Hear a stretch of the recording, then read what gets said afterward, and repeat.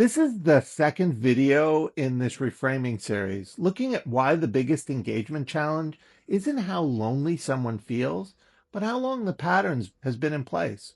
We tend to talk about loneliness in terms of severity. That's the intensity someone is experiencing in the moment.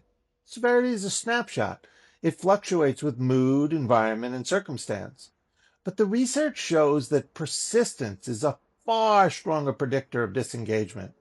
Persistence is about duration, how long someone has been drifting away from connection, and whether that drift has started to feel like the safer default.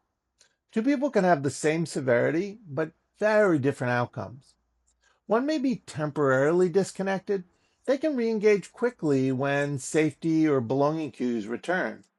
The other's been disconnected long enough that the brain has adapted, conserving energy, reducing social risk taking, and lowering its expectation of reciprocity. That's why persistence matters. Once disconnection becomes predictable, the nervous system treats distance as protection, not absence. And the relational layer shifts too.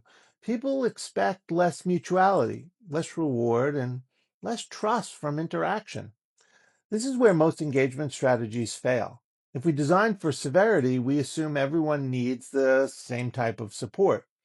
If we design for persistence, we recognize two very different pathways.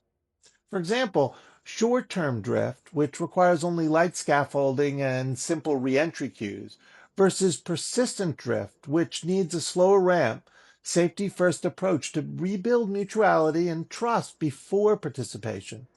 So the practical question is no longer how lonely is this person? That's the severity question. Rather, how settled is this pattern and what type of support lowers the friction to re-engagement? In the next video, we'll look at where this usually shows up, what we call the middle zone, where people aren't in crisis but are quietly drifting, and why this is the point at which most of the commercial costs begins. Thanks for listening, and I hope you'll stay with the series.